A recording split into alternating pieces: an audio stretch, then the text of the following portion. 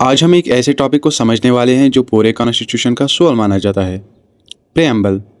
अगर आप सिर्फ रट्टा लगाएंगे तो शायद आप एमसीक्यू सॉल्व कर लोगे, लेकिन अगर आप प्रेएम्बल को समझ गए तो आप पूरी पॉलिटी को लॉजिकली कनेक्ट कर पाओगे।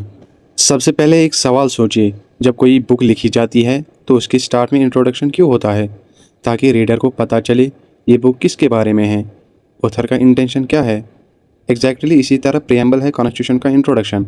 ये कॉन्स्टिट्यूशन ऑफ इंडिया के स्टार्ट में लिखा गया है और बताता है पावर कहाँ से आती है, स्टेट का नेचर क्या होगा और फाइनल गोल क्या है।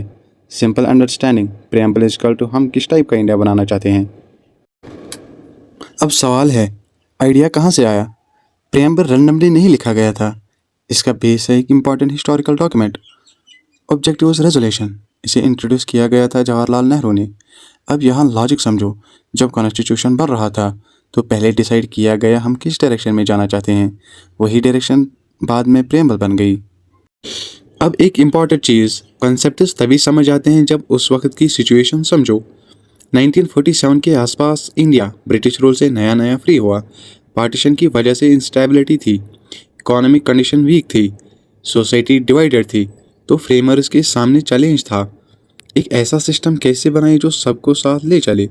इसी प्रॉब्लम का आंसर है प्रेएम्बल। आप सोच सकते हो, कॉन्स्टिट्यूशन में ऑलरेडी लॉज है तो प्रेएम्बल की क्या ज़रूरत थी? समझो, लॉज बताते हैं क्या करना है, प्रेएम्बल बताता है क्यों करना है। ये डायरेक्शन देता है, ये फिलॉसफी देता है। और जब कभी कन्फ्यूजन होता है, कोर्ट उस प्रेएम्बल की हेल्प से इंटरप्रिटेशन करते हैं। अब रट्टा नहीं लगाना, हर वर्ड को फील करो। वही द पीपल ऑफ इंडिया, इसका मतलब सिर्फ एक लाइन नहीं है। ये बताता है कि पावर किसी किंग या ब्रिटिश के पास नहीं, बल्कि लोगों के पास है। सोवेरियन, इंडिया अपने डिसीजंस खुद लेता है, कोई एक्सटर्नल पावर कंट्रोल नहीं करती। सोशलिस्ट, एक्सट्रीम इनइक्वालिटी अवॉइड करनी है, गवर्नमेंट इंश्योर करे कि रिसोर्सेज फेयर वे में डिस्ट्रीब्यूट हो। सेक्युलर, स्टेट किसी एक रिलीजन को फेवर नहीं करेगा, सब इक्वल है। डेमोक्रेटिक, आप वोट देते हो, गवर्नमेंट बनती है, मतलब पावर इनडायरेक्टली आपके पास ही है।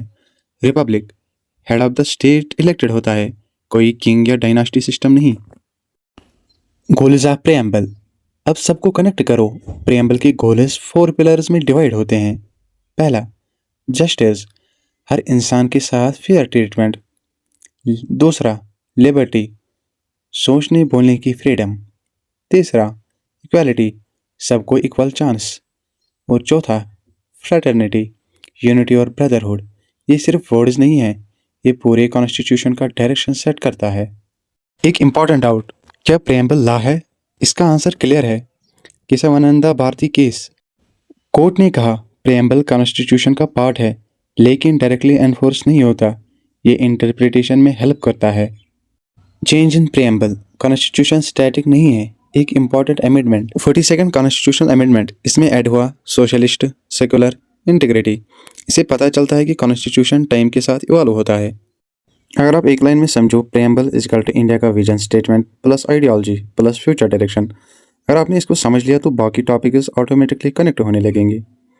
आज हमने प्रेएम्बल को सिर्फ पढ़ा नहीं बल्कि समझा, इसका ओरिजिन, इसका पर्पस और इसका रियल मीनिंग। अगर आपको ये लेक्चर नॉलेजेबल लगा हो तो लाइक करें, शेयर करें और चैनल को सब्सक्राइब ज़रूर करें। नेक्स्ट लेक्चर में हम कवर करेंगे सिटीजनशिप ऑफ इंडिया। मिलते हैं नेक्स्ट वीडियो में।